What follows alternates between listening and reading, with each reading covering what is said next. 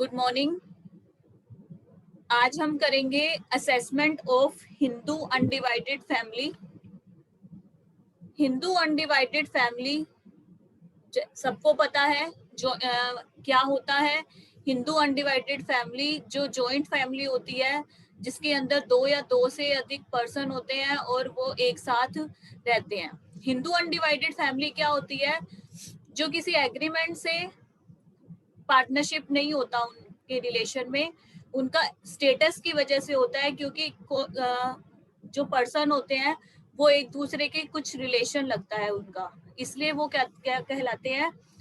Hindu undivided family. तो क्या है status of A Hindu relation of A Hindu undivided family arises from status, not from partnership. ठीक है। Income tax act में Hindu undivided family का कुछ ज्यादा डिफाइन नहीं कर रखा, इसलिए हमने हिंदू लॉ लिया हुआ है इसको डिफाइन करने के लिए। हिंदू लॉ में क्या बताया गया है? ए Hindu undivided family consist of all male persons lineally descendant from a common ancestor. एक ही पूर्वज के जो जितने भी उसके डिसेंडेंट है, ऑल मेल पर्सन इंक्लूड होते हैं हिंदू अनडिवाइडेड फैमिली में, जिसके अंदर उनकी वाइफ्स भी इंक्लूड होती है, अनमैरिड डॉटर्स भी इंक्लूड होती है, and also a stranger who has been adopted by the family. और एक उस स्ट्रेंजर को भी हम लेते हैं अगर फैमिली ने उसको अडॉप्ट कर लिया है तो क्या क्या आएगा? मेल मेंबर्स आएंगे, प्लस उनकी वाइफ्स आएगी, प्लस अनमैरिड डॉटर्स आएंगी, प्लस वो स्ट्रेंजर जो अडॉप्ट कर लिया है फैमिली ने। ठीक है। हिंदू अनडिवाइडेड फैमिली में टू टाइप्स के मेंबर होते हैं। फर्स्ट है who are entitled to maintenance only, जो क्या होते हैं? ओनली जिनको सिर्फ मेंटेनेंस के लिए होते हैं, female member of the family, and who are entitled to demand their share on a partition of the family. These person are called co partner. जो डिमांड कर सकते हैं पार्टीशन की फैमिली के अंदर, वो क्या कहलाते हैं? हमारे को पार्टनर्स। ठीक है। ये क्या हो सकते हैं? सन भी हो सकता है उनका, ग्रैंडसन भी हो सकता है, ग्रेट ग्रैंडसन भी हो सकता है of the holder of the property for the time being. देखो, after Hindu succession amendment act 2005 आने के बाद Hindu family govern by Mitakshara law. इसमें जो इंडिया में दो टाइप के लॉ लागू होते हैं, एक तो मिताक्षरा स्कूल और एक है दया भागा स्कूल। तो मिताक्षरा स्कूल क्या है? उसने क्लियर किया है कि position of a daughter has become as under the daughter of a copartner shall by birth become a copartner in her own right in the same manner as the son. जैसे son के right है, एक बेटे के right होते हैं, वैसे ही एक डॉटर के राइट है मिताक्षरा लॉ के according by birth he. She will have the same right and liability in respect of co-partnership property. उसकी सेम राइट और लाइबिलिटी है प्रॉपर्टी पर। The female here can demand the partition of a co-partnership property in the same manner as the son. जो female है वो demand कर सकती है पार्टीशन ऑफ ए को पार्टनरशिप प्रॉपर्टी। जो प्रॉपर्टी है उनकी, उनमें पार्टीशन के लिए डिमांड कर सकती है फीमेल भी। ठीक है। तो 2005 से जो है मिताक्षरा लॉ ने डॉटर की जो पोजीशन है वो क्लियर करी है। उसके बाद है कि इनकम टैक्स क्या मानता है हिंदू अनडिवाइडेड फैमिली को। दो रूल पे लागू है, which has the common property of the family and HUF में किस किस को इंक्लूड किया जाता है। कॉमन प्रॉपर्टी ऑफ फैमिली में क्या क्या इंक्लूड होता है? एंसेस्ट्रल प्रॉपर्टी, पूर्वजों की property, any other property of the family acquired with the help of ancestral property. अगर हमने कोई और प्रॉपर्टी ली है जो एंसेस्ट्रल प्रॉपर्टी की सहायता से बनाई गई है। ठीक है। और थर्ड क्या है? any property acquired by a member of the family by his personal effort without the aid of ancestral property but treated as the property of the family।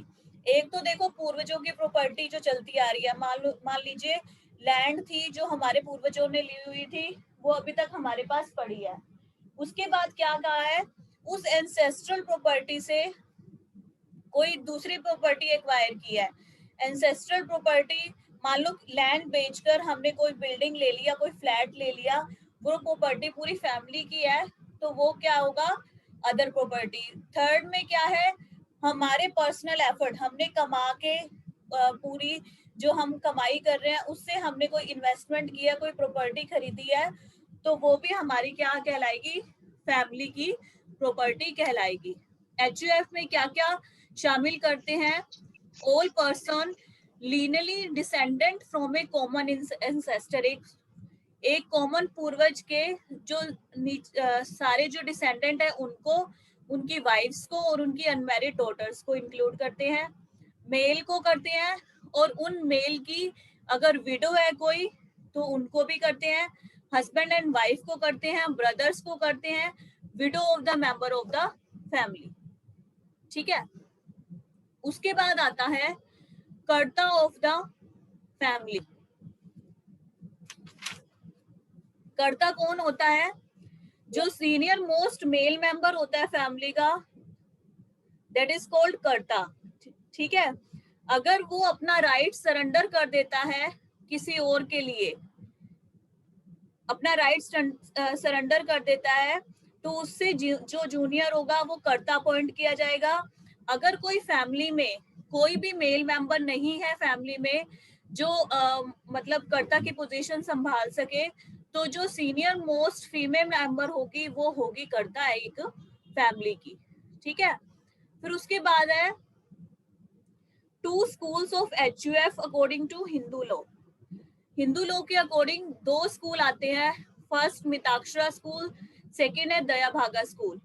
मैंने अभी आपको बताया था दो स्कूल होते हैं हिंदू लॉ में।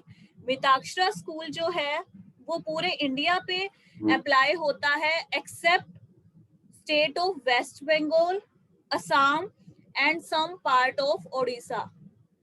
Waste Bengal, Assam and some part of Odisha. इस स्कूल के अकॉर्डिंग, मिताक्षरा स्कूल के अकॉर्डिंग, बाय बर्थ ही जो सन है वो एक्वायर कर सकता है, फादर की एंसेस्ट्रल प्रॉपर्टी पे उसका राइट होता है और वो पार्टीशन की डिमांड कर सकता है। ठीक है, but the self acquired property of father, अगर फादर ने अपनी मेहनत से कोई प्रॉपर्टी कमाई है तो उसकी वो पर्सनल प्रॉपर्टी रहेगी जब तक वो उस प्रॉपर्टी को खुद सरेंडर नहीं कर देता फैमिली के नाम, ताकि वो सब बांट सके। समझ आई?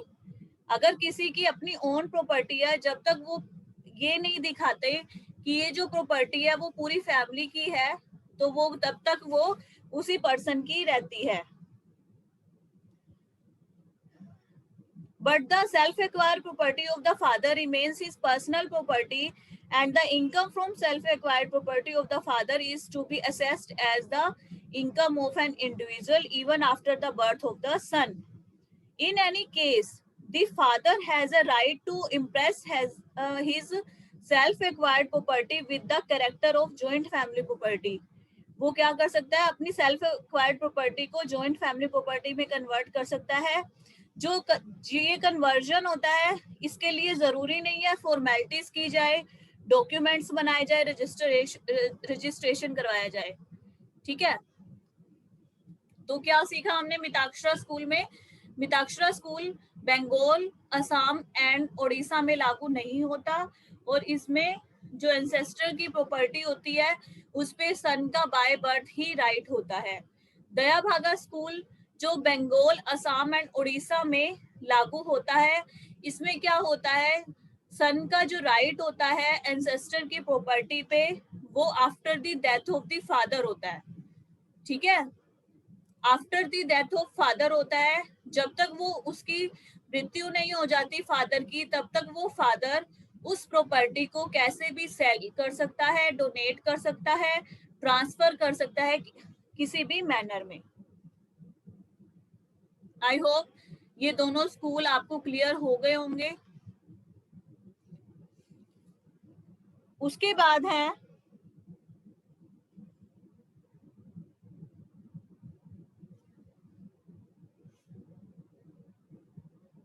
उसके बाद आप लोग पढ़ेंगे कि डिफरेंस क्या है हिंदू अनडिवाइडेड फैमिली में और फॉर्म में। हिंदू अनडिवाइडेड फैमिली है जो वो हिंदू लॉ से चलती है और फॉर्म पार्टनरशिप एक्ट से चलती है। ठीक है, हिंदू अनडिवाइडेड फैमिली में अगर कोई पार्टनर, अगर कोई पर्सन इंसॉल्वेंट हो जाता है तो एचयूएफ क्या होती है, बंद नहीं होती। लेकिन अगर पार्टनरशिप में कोई पार्टनर इंसॉल्वेंट हो जाता है तो he ceases to be the partner of the firm but a member of HUF continue to be its member.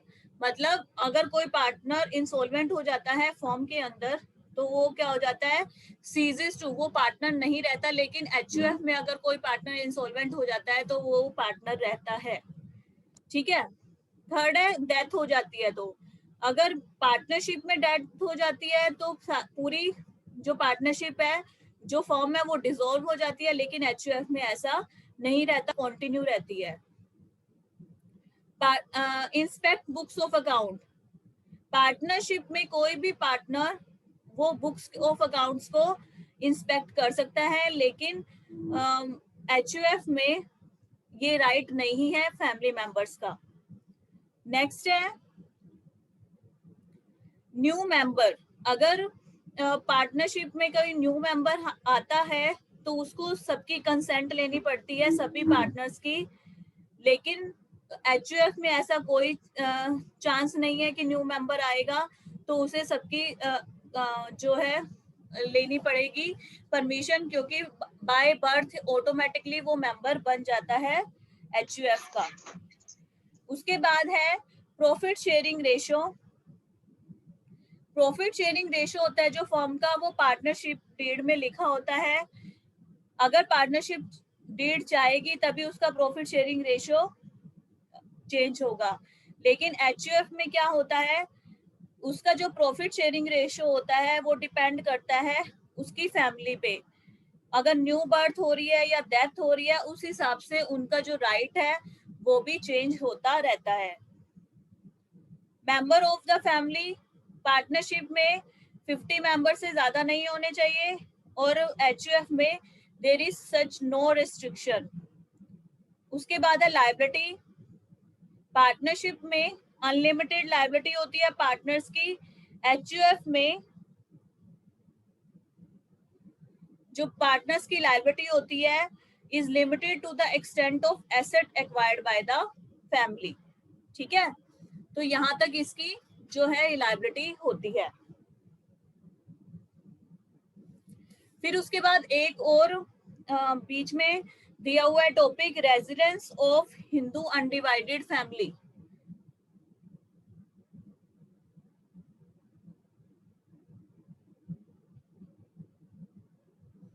Residence of Hindu undivided family. A Hindu undivided family is resident in India if the control and management of its affairs are situated wholly or partially in India. जो उसका control है और उसकी जो management है या वो या तो फुली या होली कहाँ पर सॉरी पार्शली कहाँ होना चाहिए, इंडिया में होना चाहिए, तभी वो रेजिडेंस इंडिया का बनेगा। अगर कंट्रोल और मैनेजमेंट आउटसाइड इंडिया सिचुएटेड है देन हिंदू अनडिवाइडेड फैमिली भी क्या बन जाएगी, नॉन रेजिडेंट। ठीक है, ए Hindu undivided is said to be non ordinary resident in India in any previous year. अगर नॉट ऑर्डिनरी रेजिडेंट बनाना है हिंदू अनडिवाइडेड फैमिली को तो क्या होना चाहिए, उसका जो मैनेजर होता है फैमिली का has been a non resident in India in 9 out of 10 previous year. और सेकंड है मैनेजर ऑफ, या दूसरी कंडीशन हो सकती है कि वो 729 डेज से कम या 7 ईयर से कम रह रहा है इंडिया के अंदर, तो भी क्या होगा, वो Hindu undivided family not ordinary resident बन जाएगी। अगर manager of the family not ordinary resident है तो HUF भी नॉट ऑर्डिनरी रेजिडेंट बन जाएगी। ठीक है, हिंदू अनडिवाइडेड फैमिली का रेजिडेंट होना किस किस पे डिपेंड है, कर्ता और मैनेजर पर। अगर कर्ता और मैनेजर ऑर्डिनरी रेजिडेंट है तो HUF भी ऑर्डिनरी रेजिडेंट होगा, लेकिन नॉट ऑर्डिनरी रेजिडेंट होने के लिए मैनेजर का रेजिडेंट होना जरूरी है, क्योंकि अगर मैनेजर नॉट ऑर्डिनरी रेजिडेंट है तो HUF भी नॉट ऑर्डिनरी रेजिडेंट हो जाएगी। यहाँ तक कीजिए, नेक्स्ट टॉपिक नेक्स्ट क्लास में करेंगे। Thank you.